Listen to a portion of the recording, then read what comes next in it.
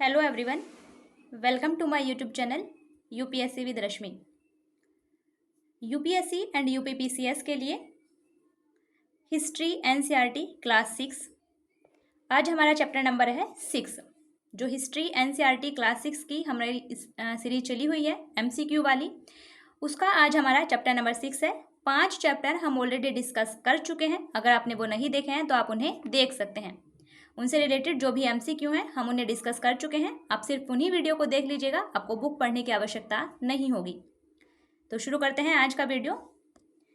Chapter number 6, राज्य, राजा और एक प्राचीन गणराज्य। इससे रिलेटेड जो भी MCQ हैं उन्हें हम डिस्कस करेंगे। क्वेश्चन नंबर 1 है हमारा, निम्नलिखित में से कौन से उत्तर वैदिक ग्रंथ हैं? नंबर 1 है Rigveda, number 2 Yajurveda, number 3 Atharvaveda, number 4 ब्राह्मण ग्रंथ और नंबर 5 उपनिषद। इनमें से कौन से उत्तर वैदिक ग्रंथ हैं? तो आप सिर्फ नंबर 1 ऋग्वेद को एलिमिनेट कर दीजिए, क्योंकि ऋग्वेद के आधार पर ही जो वैदिक काल है उसका स्टार्टिंग जो पीरियड था उसका नाम रखा गया था वैदिक काल, ऋग्वेदिक काल। ऋग्वेद के आधार पर ही उसे कहा गया था ऋग्वेदिक काल। जो हमारा वैदिक काल है उसे हम 2 भागों में बांटते हैं, एक ऋग्वेदिक काल, दूसरा उत्तर वैदिक काल। और जो ऋग्वेदिक काल है उसका नाम ऋग्वेद के आधार पर ही रखा गया था ऋग्वेदिक काल। तो ऋग्वेदिक काल में जो ऋग्वेद है वो ऋग्वेदिक काल का ग्रंथ है, इसलिए एक तो हमारे आंसर में नहीं होगा। बाकी यजुर्वेद, अथर्ववेद, सामवेद, ब्राह्मण ग्रंथ, उपनिषद, ये सभी उत्तर वैदिक ग्रंथ का हिस्सा हैं। इसलिए हमारा सही आंसर होगा 2, 3, 4 और 5, यानी कि ऑप्शन नंबर डी हमारा सही आंसर है।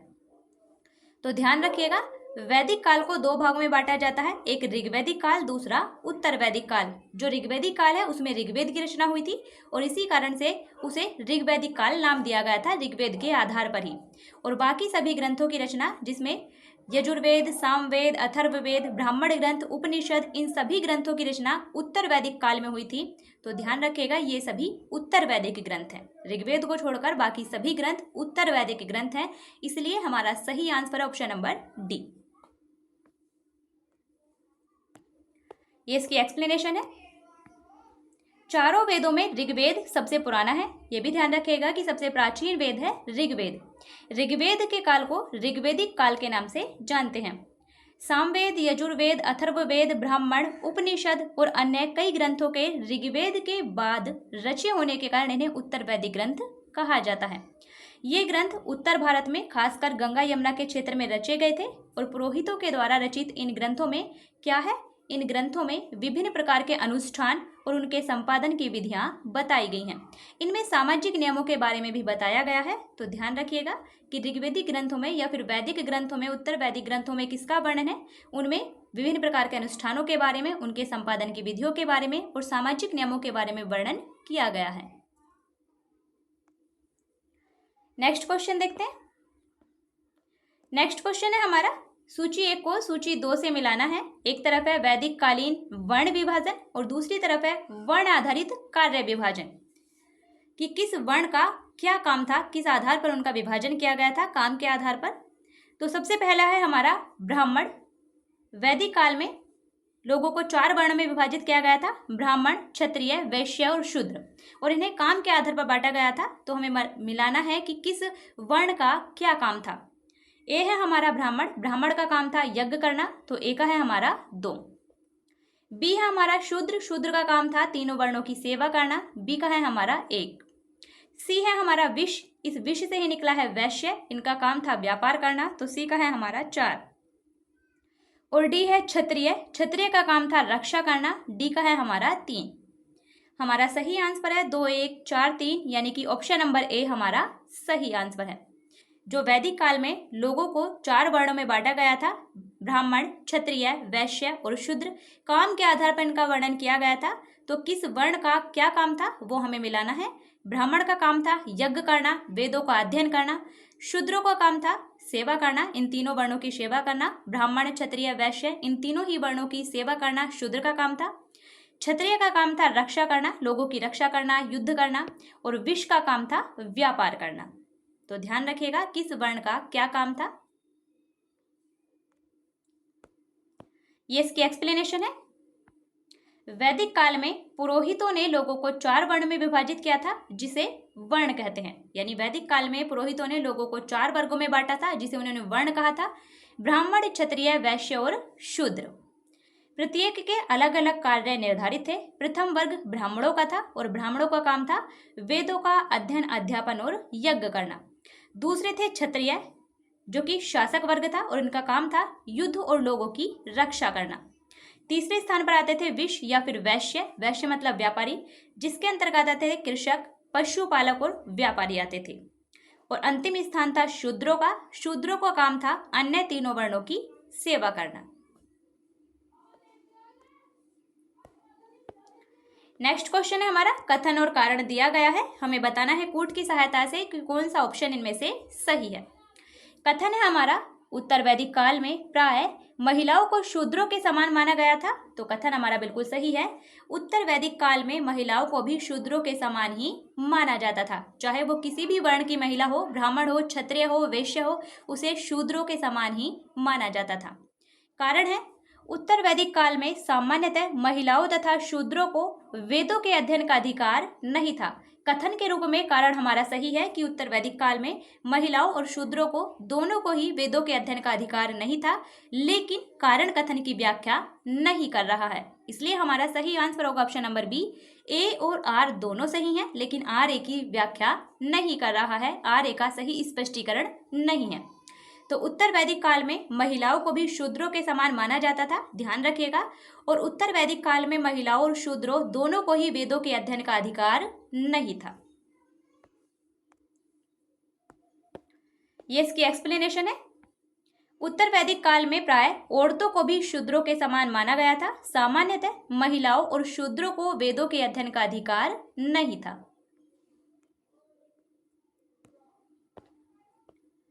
नेक्स्ट क्वेश्चन है हमारा, वैदिक काल के संदर्भ में निम्नलिखित कथनों पर विचार कीजिए। हमें बताना है कि इनमें से कौन से कथन सही हैं। कथन नंबर 1 है, क्षत्रिय और वैश्य दोनों को ही यज्ञ करने का अधिकार प्राप्त था। तो कथन 1 हमारा सही है। वैदिक काल में क्षत्रिय और वैश्य इन दोनों को यज्ञ करने का अधिकार प्राप्त था, जबकि शूद्रों को यज्ञ का अधिकार नहीं था। कथन नंबर 2 है, शूद्रों को अछूत माना जाता था। तो ये कथन हमारा गलत है। शूद्रों को अछूत वैदिक काल में नहीं माना जाता था, बल्कि शूद्रों को जो अछूत माना जाता था वो धर्मशास्त्र के काल में माने जाने लगा था, जबकि वैदिक काल में शूद्रों को अछूत नहीं माना जाता था। शूद्रों को अछूत की जो अवधारणा का जन्म हुआ था वो वैदिक काल के बाद में हुआ था। तो कथन 2 हमारा गलत है। कथन नंबर 3 है, सभी वर्णों का निर्धारण जन्म के आधार पर होता था। तो ये कथन हमारा बिल्कुल सही है। सभी वर्णों का निर्धारण जन्म के आधार पर किया गया था। ब्राह्मण माता पिता की संतान ब्राह्मण ही होती थी, क्षत्रिय माता पिता की संतान क्षत्रिय ही होती थी। इसलिए कथन 3 हमारा सही है। हमारा सही आंसर है कि कथन 1 और 3 सही है। ऑप्शन नंबर सी हमारा सही आंसर है। ध्यान रखिएगा, वैदिक काल में क्षत्रिय और वैश्य दोनों को यज्ञ करने का अधिकार प्राप्त था, लेकिन शूद्रों को यज्ञ का अधिकार नहीं था। और शूद्रों को जो अछूत की अवधारणा स्टार्ट हुई थी, शूद्रों को अछूत मानने की जो अवधारणा उसने जन्म लिया था वो धर्मशास्त्र के काल में लिया था, वैदिक काल में वो नहीं था। सभी वर्णों का निर्धारण जन्म के आधार पर ही होता था। ब्राह्मण माता पिता की संतान ब्राह्मण, क्षत्रिय की संतान क्षत्रिय होती थी। तो ये आप ध्यान रखिएगा।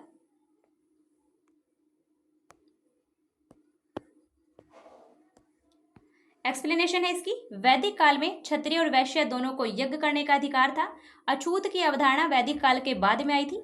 उत्तर वैदिक काल तक शूद्रों को अछूत नहीं माना जाता था। बाद के काल में शिल्पकार, शिकारी, भोजन संग्राहक और शवों को जलाने और दफनाने वाले लोगों को अछूत माना गया। वैदिक काल के अंत तक यानी कि उत्तर वैदिक काल में सभी वर्णों का निर्धारण जन्म के आधार पर ही होने लगा था। उदाहरण के तौर पर ब्राह्मण माता पिता की संतान ब्राह्मण ही होती थी।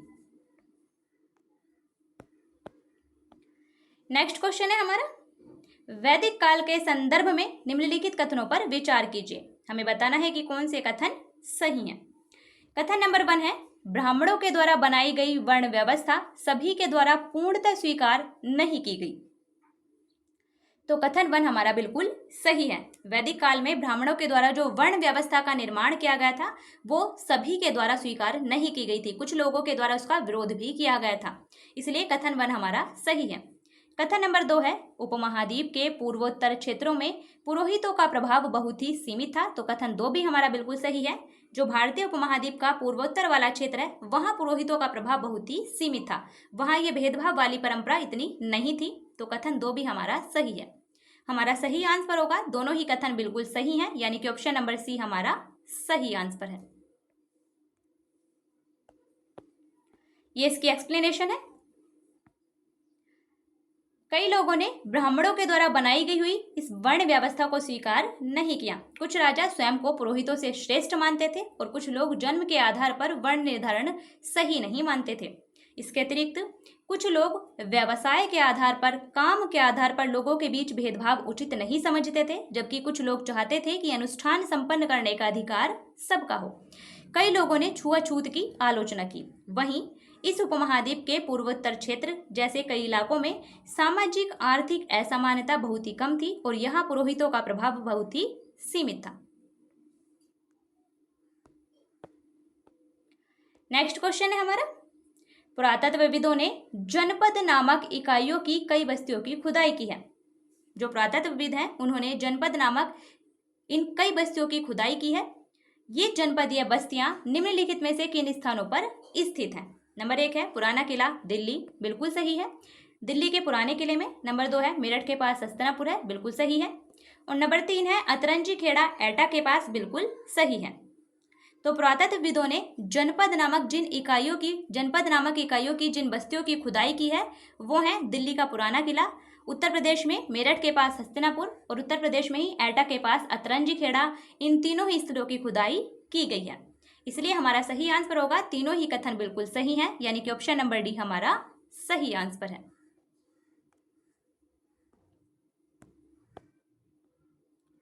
ये इसकी एक्सप्लेनेशन है।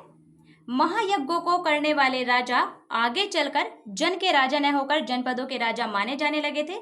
और जनपद का शाब्दिक अर्थ होता है जन के बसने की जगह। ध्यान रखिएगा, जनपद का शाब्दिक अर्थ होता है यानी जनपद का मतलब होता है जन के बसने की जगह। जहां लोग बसने लगे उसे ही कहा गया जनपद। पुरातत्वविदों ने इन जनपदों की कई बस्तियों की खुदाई की है, जिनमें दिल्ली में पुराना किला, उत्तर प्रदेश में मेरठ के पास हस्तिनापुर और एटा के पास अतरंजी खेड़ा प्रमुख है। जनपदों के लोग चावल, गेहूं, धान, जौ, दालों, गन्ना, तिल और सरसों जैसी फसल उगाते थे। और इन पुरास्थलों में कुछ विशेष प्रकार के बर्तन भी मिले हैं जिन्हें चित्रित धूसर पात्र के रूप में जाना जाता है। यहाँ से प्राप्त ये बर्तन कुछ धूसर और कुछ लाल रंग के होते थे। चित्रित धूसर पात्रों पर की गई चित्रकारी आमतौर पर सरल रेखाओं के रूप में और ज्यामितीय आकृतियों के रूप में हमें मिलती है।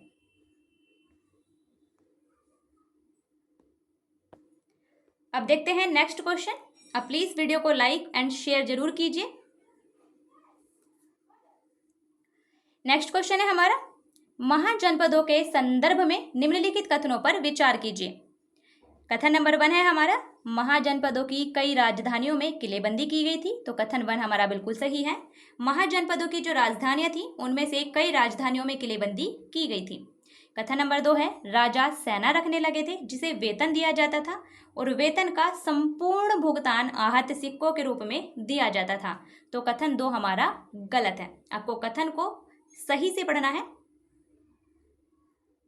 क्योंकि आपको इसमें कुछ ऐसे वर्ड मिलेंगे जो उस कथन को गलत साबित करेंगे। राजा सेना रखने लगे थे, ये सही है। महाजनपद काल में राजा सेना रखने लगे थे और उन्हें वेतन भी दिया जाता था, लेकिन वेतन का कुछ भुगतान था वो आहत सिक्कों के रूप में ही दिया जाता था, ना कि संपूर्ण भुगतान। तो ये कथन हमारा इसलिए गलत हो जाता है। हमारा सही आंसर होगा, केवल कथन 1 सही है, यानी कि ऑप्शन नंबर ए हमारा सही आंसर है। एक्सप्लेनेशन है इसकी, लगभग 2500 वर्ष पूर्व कुछ जनपद अधिक महत्वपूर्ण हो गए, इन्हें महाजनपद कहा जाने लगा। अधिकतर महाजनपदों की एक राजधानी होती थी और कई राजधानियों में किलेबंदी की गई थी। ये किलेबंदी आक्रमण से सुरक्षा करती थी। ये राजाओं की समृद्धि और वैभव को भी दर्शाती थी। अब राजा सेना रखने लगे थे, सिपाहियों को वेतन देकर पूरे साल रखा जाता था और कुछ भुगतान आहत सिक्कों के रूप में होता था, ना कि संपूर्ण भुगतान।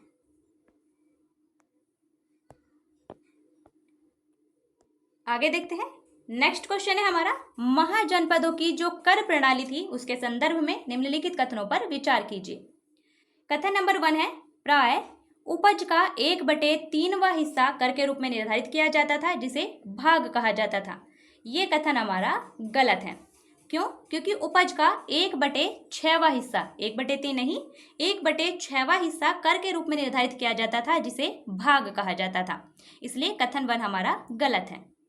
कथन नंबर 2 है कारीगरों को श्रम के रूप में कर का भुगतान करना होता था। तो कथन 2 हमारा बिल्कुल सही है। महाजनपदों में जो कारीगर थे उन्हें श्रम के रूप में कर का भुगतान करना होता था।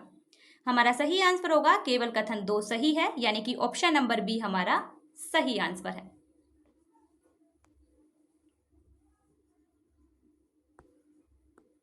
ये इसकी एक्सप्लेनेशन है। महाजनपदों के राजाओं को विशाल किलों और बड़ी सेना के लिए प्रचुर संसाधनों और इनके लिए पर्याप्त कर्मचारियों की आवश्यकता होती थी। अतः राजा लोगों के द्वारा समय समय पर दिए जाने वाले उपहारों पर निर्भर न रहकर, यानी कि राजा लोगों के द्वारा समय समय पर दिए जाने वाले उपहारों पर निर्भर न रहकर अब नियमित रूप से कर वसूलने लगे थे। फसलों पर लगाए गए कर सबसे महत्वपूर्ण थे। क्यों? क्योंकि अधिकांश लोग कृषक ही थे।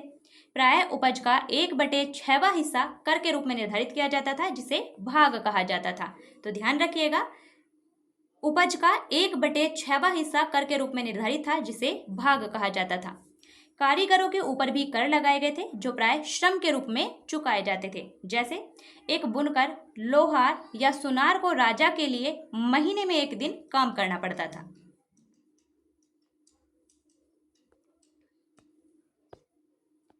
नेक्स्ट क्वेश्चन है महाजनपदीय कर व्यवस्था के संदर्भ में निम्नलिखित कथनों पर विचार कीजिए। कथन नंबर 1 है पशुपालकों को जानवरों या उनके उत्पाद के रूप में कर देना पड़ता था। तो कथन 1 हमारा बिल्कुल सही है।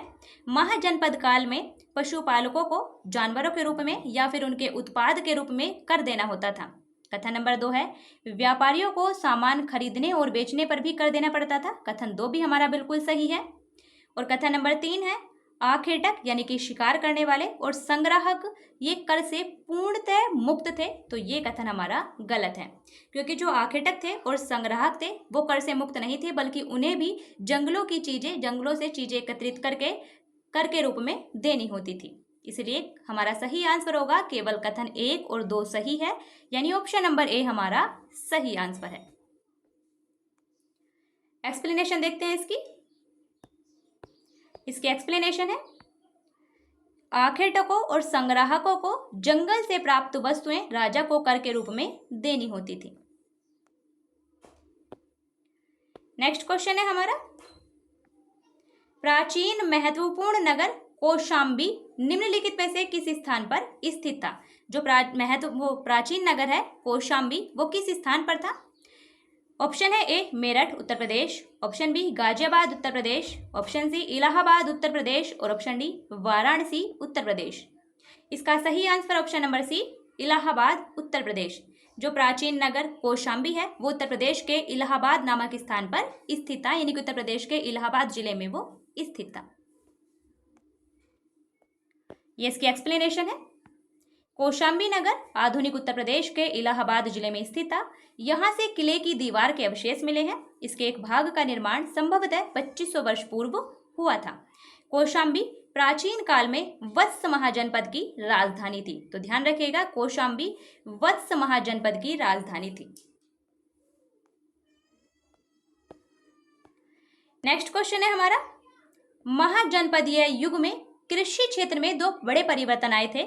इन परिवर्तनों के संदर्भ में निम्नलिखित प्रश्नों पर विचार कीजिए।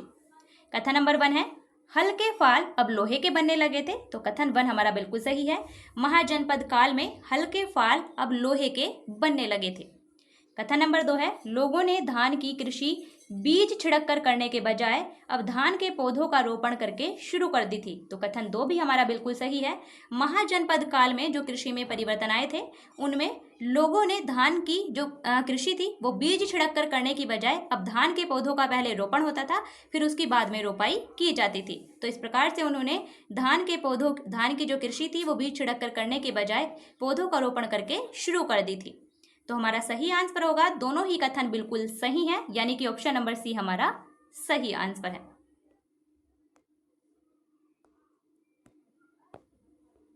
एक्सप्लेनेशन है इसकी हल्के फाल अब लोहे के बनने लगे थे। इससे कठोर जमीन को लकड़ी के फाल की तुलना में आसानी से जोता जा सकता था। इससे फसल की उपज बढ़ गई। लोगों ने धान के बीज छिड़क कर उपजाने के बजाय धान के पौध रोपण की प्रक्रिया सीख ली। इससे क्या होता था फिर? इससे पहले की तुलना में बहुत अधिक पौधे जीवित रहते और पैदावार ज़्यादा होती थी, लेकिन इसमें कमर तोड़ परिश्रम लगता था। आपने देखा होगा धान की खेती होते हुए तो उसमें बहुत ज़्यादा परिश्रम लगता है। और ये काम कौन करते थे? ये काम करते थे अधिकतर दास, दासी और भूमिहीन खेतीहर मजदूर, जिन्हें कम्मकार कहते थे। इस वर्ड को ध्यान रखिएगा। कम्मकार किसे कहते थे महाजनपद काल में? तो कम्मकार कहते थे भूमिहीन खेतीहर मजदूर को कम्मकार कहते थे। तो धान की कृषि इस प्रकार के जो काम करते थे वो करते थे दास, दासी और कम्मकार।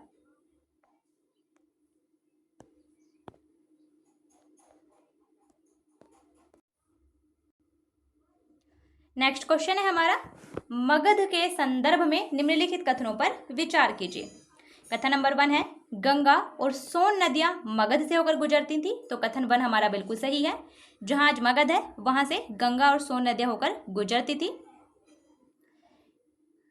कथन नंबर 2 है, मगध का एक हिस्सा जंगलों से भरा था। तो ये भी कथन बिल्कुल सही है। मगध का एक हिस्सा जंगलों से भरा हुआ था। कथन नंबर 3 है, इस क्षेत्र में लौह एश्की की खदानें हैं। तो ये कथन भी हमारा बिल्कुल सही है। मगध के बारे में तीनों ही कथन बिल्कुल सही है,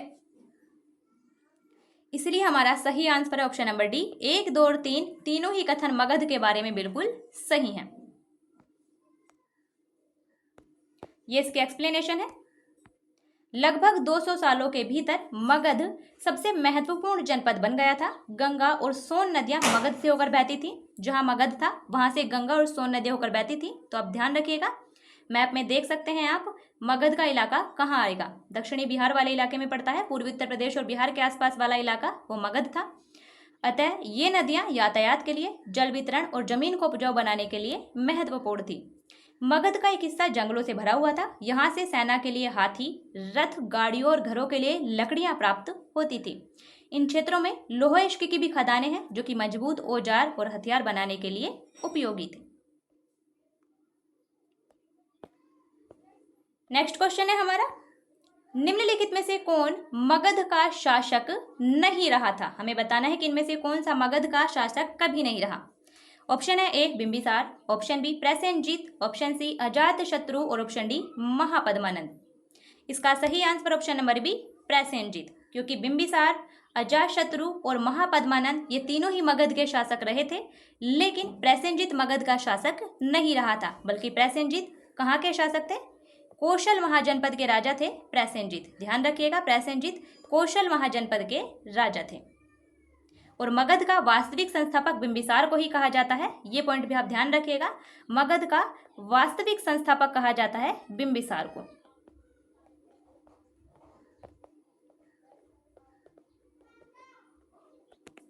अगर आप खुद 6 क्लास की हिस्ट्री एनसीईआरटी बुक पढ़ेंगे तो आपको कुछ भी समझ में नहीं आएगा। अगर आप पहली बार रीडिंग करेंगे, अगर आपके पास बुक है तो आप उसकी सिर्फ एक बार रीडिंग कर लीजिएगा। उसके बाद आप इन सभी वीडियो को देख लीजिएगा, आपके सभी क्वेश्चन आराम से सोल्व हो जाएंगे। आपको फिर इसके बाद कुछ भी पढ़ने की जरूरत नहीं होगी। आपको 6 क्लास की हिस्ट्री एनसीईआरटी में इसके अलावा कुछ भी नहीं मिलेगा। इसलिए आपको एक्सप्लेनेशन भी साथ में दी है, जिसका पीडीएफ आपको डिस्क्रिप्शन में मिल जाएगा। नहीं मिले तो आप कमेंट बॉक्स में कमेंट कर दीजिएगा, उसमें पीडीएफ लिंक कर दिया जाएगा।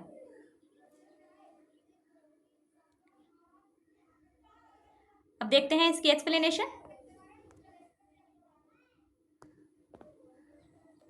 नहीं है इसकी। नेक्स्ट क्वेश्चन है हमारा, निम्नलिखित में से कौन से नगर मगध की राजधानी कभी नहीं रहे? यानी इनमें से कौन से नगर थे जो मगध की राजधानी कभी नहीं रहे थे? नंबर 1 है राजगृह, मगध की राजधानी थी राजगृह, वर्तमान का राजगीर बिहार में। नंबर 2 है पाटलिपुत्र, वर्तमान का पटना, यह भी मगध की राजधानी रहा था, लेकिन श्रावस्ती मगध की राजधानी नहीं थी। इसलिए हमारा सही आंसर होगा केवल कथन 3 सही है, यानी कि ऑप्शन नंबर सी हमारा सही आंसर है, क्योंकि श्रावस्ती मगध की राजधानी कभी नहीं रही थी। श्रावस्ती किसकी राजधानी थी? श्रावस्ती कौशल की राजधानी थी। ध्यान रखिएगा, श्रावस्ती कौशल महाजनपद की राजधानी थी श्रावस्ती।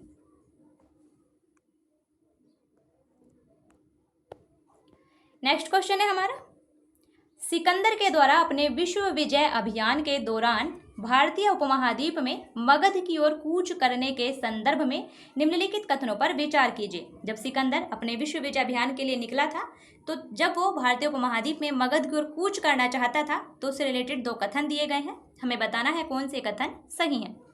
कथन नंबर 1 है, सिकंदर की सेना ने आगे बढ़ने से इनकार कर दिया। तो कथन 1 हमारा बिल्कुल सही है। जब सिकंदर मगध की तरफ कूच करने के लिए आगे बढ़ा, तो सिकंदर की सेना ने आगे बढ़ने से मना कर दिया था। क्यों कर दिया था? क्योंकि सिकंदर की सेना भारत के शासकों के पैदल, रथ और हाथियों की बड़ी बड़ी सेनाओं से भयभीत थी। सिकंदर की सेना को यह पता था कि भारत के शासकों के पास बड़ी सेना में बड़ी मात्रा में हाथियों की सेना है, इसीलिए वो भयभीत थे और इसीलिए उन्होंने आगे बढ़ने से इनकार कर दिया था। तो कथन 2 भी हमारा बिल्कुल सही है। हमारा सही आंसर होगा, दोनों ही कथन बिल्कुल सही है, यानी कि ऑप्शन नंबर सी हमारा सही आंसर है। एक्सप्लेनेशन है इसकी। 2300 वर्ष पूर्व मैसेडोनिया का राजा सिकंदर विश्व विजय करना चाहता था। पूरी तरह से सफल न होने पर भी वह मिस्र और पश्चिमी एशिया के कुछ राज्यों को जीतता हुआ भारतीय उपमहाद्वीप में व्यास नदी के किनारे तक पहुंच गया था। लेकिन जब उसने मगध की ओर कूच करना चाहा, तो उसके सिपाहियों ने इनकार कर दिया। वे इस बात से भयभीत थे कि भारत के शासकों के पास पैदल, रथ और हाथियों की बहुत बड़ी सेना थी। नेक्स्ट क्वेश्चन है हमारा, मगध के निकट ही एक वज्जी राज्य भी था। मगध के निकट ही था वज्जी राज्य। वज्जी की राजधानी निम्नलिखित में से कौन सी थी? ऑप्शन है A Vaishali, option B Mathura, option C Kaushambi और ऑप्शन डी चंपा। इसका सही answer option number A Vaishali. Magadh के निकट ही था वज्जी राज्य और वज्जी की राजधानी थी वैशाली, बिहार में स्थित है। तो इसका सही आंसर ऑप्शन नंबर ए। ये इसकी एक्सप्लेनेशन है। मगध के निकट ही वज्जी राज्य था जिसकी राजधानी वैशाली थी, जो कि बिहार में स्थित है। यहाँ अलग ही किस्म की शासन व्यवस्था थी जिसे गण या फिर संघ कहते थे। और आगे दिया गया है जो उसमें ऑप्शन में थे, जो मथुरा थी वो सूरसेन की राजधानी थी। ध्यान रखिएगा, मथुरा सूरसेन की राजधानी थी। वत्स कौशाम्बी जो था वो वत्स की राजधानी थी। कौशाम्बी वत्स की राजधानी थी और अंग की राजधानी थी चंपा। तो इन तीनों को भी आप ध्यान रखिएगा। सूरसेन की राजधानी थी मथुरा, वत्स की राजधानी थी कौशाम्बी और अंग महाजनपद की राजधानी थी चंपा।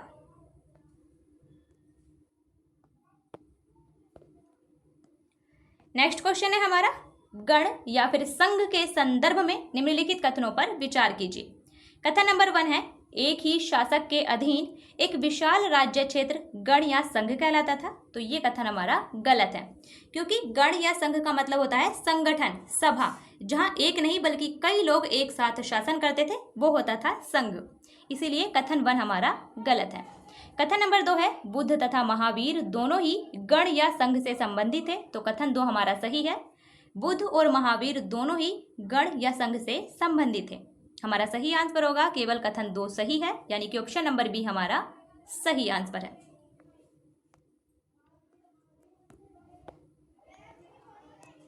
एक्सप्लेनेशन है इसकी। गण शब्द का उपयोग कई सदस्यों वाले समूह के लिए किया जाता था और संघ शब्द का तात्पर्य था संगठन या फिर सभा। गण या संघ में एक से अधिक शासक होते थे और प्रत्येक व्यक्ति राजा कहलाता था और ये सभी मिलकर विभिन्न अनुष्ठानों को संपन्न करते थे। ये सभाओं में बैठकर बहस, बातचीत और वाद विवाद के जरिए फैसले लेते थे। स्त्रियां, दास और कम्मकार इन सभाओं में हिस्सा नहीं ले सकते थे। ध्यान रखिएगा, इन सभाओं में स्त्रियां, दास और कम्मकार ये तीनों ही हिस्सा नहीं ले सकते थे। कम्मकार भूमिहीन जो खेतीहर मजदूर थे उन्हें कम्मकार कहा जाता था। और बुद्ध तथा महावीर दोनों ही गण या संघ से संबंधित थे। बौद्ध साहित्य में संघ के जीवन का हमें बहुत ही सजीव वर्णन मिलता है।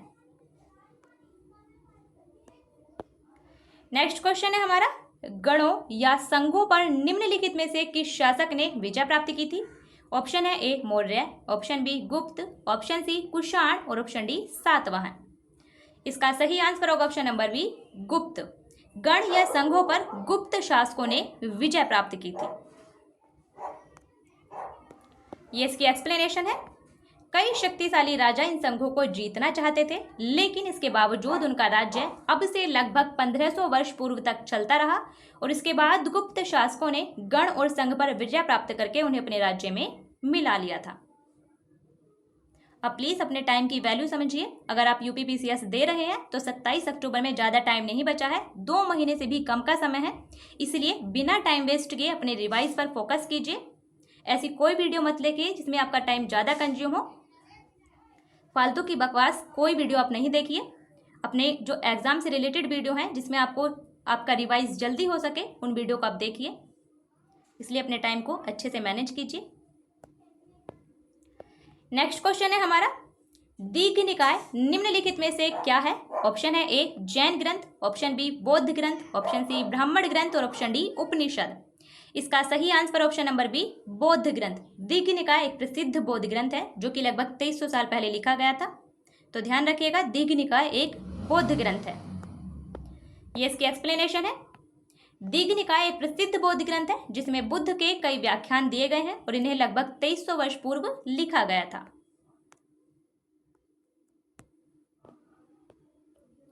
नेक्स्ट क्वेश्चन है हमारा, अजातशत्रु वज्जी संघ पर आक्रमण करना चाहता था। अजातशत्रु मगध का शासक, वो वज्जी संघ पर आक्रमण करना चाहता था। उसने उस विषय पर सलाह लेने के लिए अपने एक मंत्री को बुद्ध के पास भेजा था। अजातशत्रु के उस मंत्री का नाम क्या था? ऑप्शन है A Sunidha, option B Chetak, option C Vatsakar और ऑप्शन डी जीवक। इसका सही answer option number C Vatsakar. Ajatashatru Vajji Sangh पर आक्रमण करना चाहता था और इसीलिए उसने इस विषय पर सलाह लेने के लिए अपने मंत्री वत्सकार को बुद्ध के पास भेजा था कि बुद्ध के पास सलाह लेने के लिए जाइए कि क्या हमें वज्जी संघ पर आक्रमण करना चाहिए या नहीं। तो ध्यान रखिएगा, वो मंत्री था वत्सकार।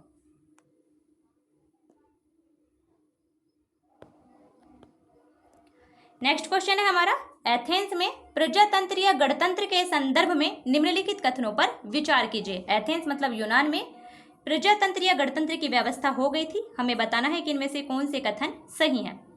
कथन नंबर 1 है, लगभग 2500 साल पहले एथेंस के लोगों ने एक शासन व्यवस्था की स्थापना की थी जिसे प्रजातंत्र या गणतंत्र कहते हैं। तो कथन 1 हमारा बिल्कुल सही है।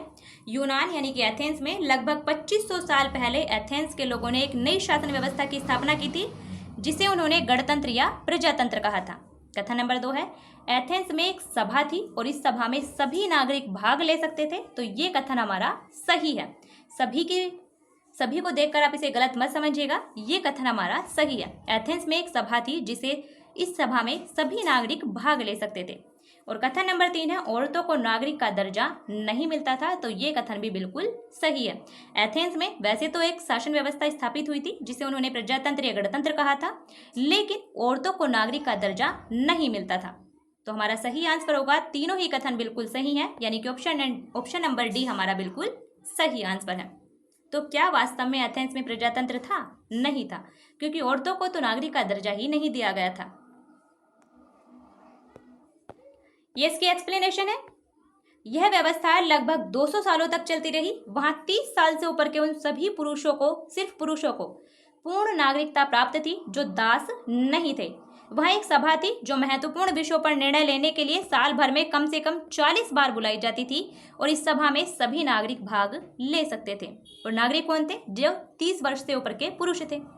यहाँ पर औरतों को नागरिक का दर्जा नहीं मिलता था। व्यापारियों तथा शिल्पकारों के रूप में एथेंस में रहने और काम करने वाले बहुत से विदेशियों को भी, और यहाँ पर खाद्यान्नों में, घरों में, खेतों में और कार्यशालाओं में काम कर रहे दासों को भी नागरिक अधिकार नहीं मिले थे। तो क्या वास्तव में एथेंस में प्रजातंत्र या गणतंत्र था? नहीं था।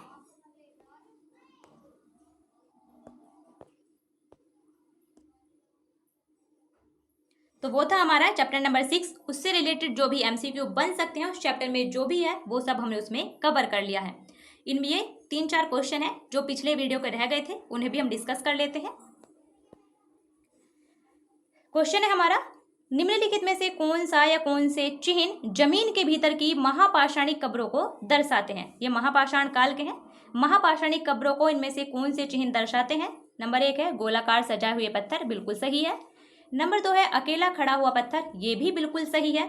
नंबर 3 है पत्थरों के बड़े चबूतरे, तो ये हमारा गलत है। महापाषाणिक कब्रों को दर्शाते हैं जमीन के भीतर, वो है गोलाकार सजाए हुए पत्थर और अकेला खड़ा हुआ पत्थर। तो हमारा सही आंसर होगा ऑप्शन नंबर बी, केवल 1 और 2 सही है। अगर आपने पिछला पार्ट नहीं देखा है तो आप उसे देख सकते हैं, आप उसे देख लीजिएगा, आपको समझ में आ जाएगा कि कहाँ से हमने ये स्टार्ट किया है। कभी कभी इसकी एक्सप्लेनेशन है कि कभी गोलाकार सजे हुए पत्थर और कभी अकेला खड़ा हुआ पत्थर ये एकमात्र प्रमाण है जो हमें जमीन के अंदर की कब्रों को दर्शाते हैं।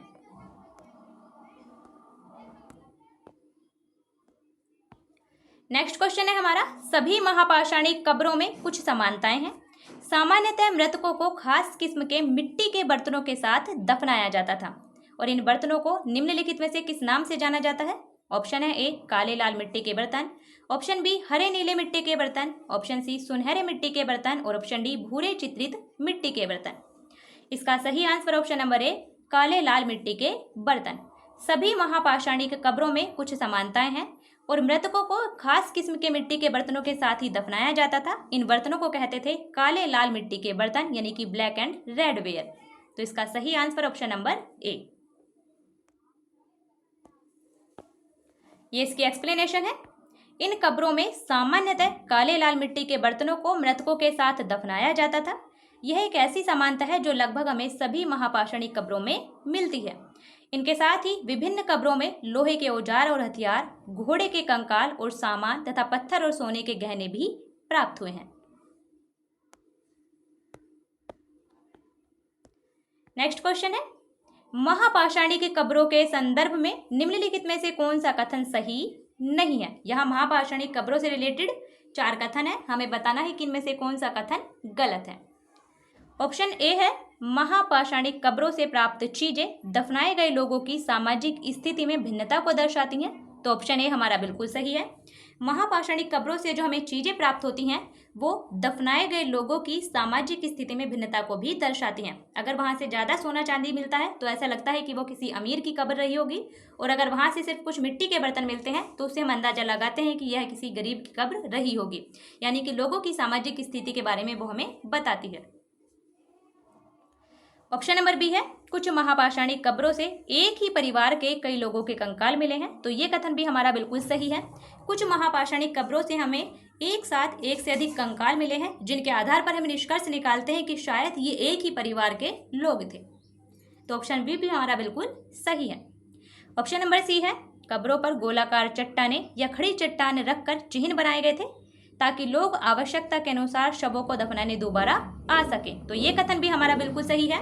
महापाषाणिक कब्रों पर गोलाकार चट्टाने या फिर खड़ी चट्टान रखकर चिन्ह बनाए जाते थे ताकि लोग आवश्यकता के अनुसार शवों को दफनाने दोबारा आ सके।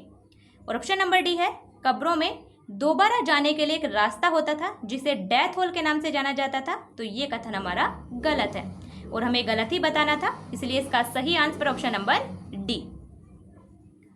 क्यों? क्योंकि कब्रों में दोबारा जाने के लिए एक रास्ता होता था, बिल्कुल सही है, जिसे डेथ होल नहीं बल्कि उसे पोर्ट होल कहते थे। ध्यान रखिएगा, उसे पोर्ट होल के नाम से जाना जाता था।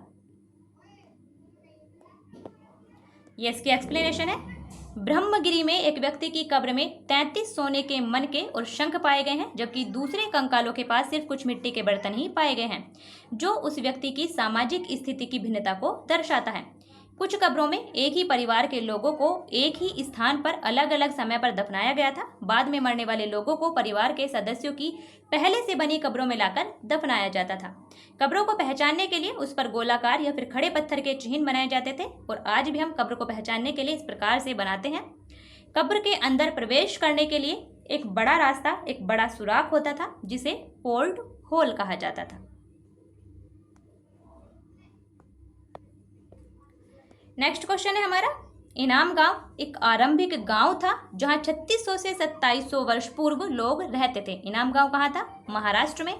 इनाम गांव किस नदी के किनारे स्थित है? ऑप्शन है ए भीमा नदी, ऑप्शन बी घोड़ नदी, ऑप्शन सी सीना नदी और ऑप्शन डी नीरा नदी। इसका सही आंसर ऑप्शन नंबर बी घोड़ नदी। इनाम गांव जो कि एक आरंभिक नगर था, वर्तमान में महाराष्ट्र में भीमा नदी की सहायक नदी है घोड़ नदी। तो ये घोड़ नदी के किनारे स्थित है, इसीलिए इसका सही आंसर ऑप्शन नंबर बी। ये इसकी एक्सप्लेनेशन है। इनाम गांव भीमा नदी की सहायक नदी है घोड़ नदी, उसके किनारे एक जगह है। इस जगह पर 3600 से 2700 वर्ष पूर्व लोग रहते थे। यहाँ से प्राप्त कब्रों से अनेक जानकारी मिलती हैं। यहाँ वयस्क लोगों को प्राय सीधा लिटाकर दफनाया जाता था और उनका सिर उत्तर दिशा की तरफ होता था। कई बार उन्हें घर के अंदर ही दफनाया जाता था। ऐसे बर्तन जिनमें शायद खाना पानी हो दफनाए गए शव के पास रखे जाते थे। नेक्स्ट और आज का लास्ट क्वेश्चन है, चरक संहिता निम्नलिखित में से किससे संबंधित है? ऑप्शन है ए खगोल, ऑप्शन बी व्याकरण, ऑप्शन सी चिकित्सा और ऑप्शन डी गणित।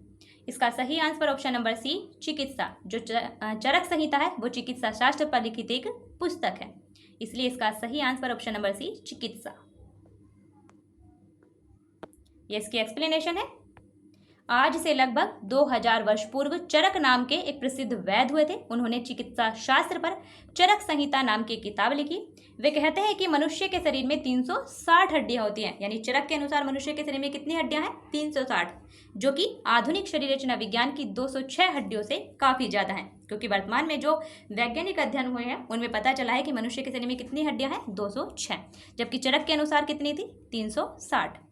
संभवतः चरक ने अपनी गिनती में दांतों को भी गिन लिया था, हड्डियों के जोड़ों को भी और कार्टिलेज को भी जोड़कर यह संख्या बताई थी। तो ये था हमारा आज का वीडियो, जिसमें हमने क्लास 6 हिस्ट्री एनसीईआरटी से रिलेटेड जो भी एमसीक्यू थे वो हमने डिस्कस किए हैं। चैप्टर नंबर 6 तक हम सभी एमसीक्यू डिस्कस कर चुके हैं। अगर आपने पहले पार्ट नहीं देखे हैं तो आप देख सकते हैं। कल हमने क्लास 7 ज्योग्राफी जो एनसीईआरटी थी उसके चैप्टर नंबर 5 तक 1 से लेकर 5 चैप्टर तक हमने पूरी तरह से डिस्कस किए थे, तो आप उस वीडियो को भी देख सकते हैं। प्लीज़ वीडियो को शेयर जरूर कीजिए, लाइक कीजिए। आपका जो भी डाउट हो, जो भी क्वेश्चन हो, आप कमेंट बॉक्स में लिख सकते हैं। फिर मिलते हैं नेक्स्ट वीडियो में, तब तक के लिए बेस्ट ऑफ लक।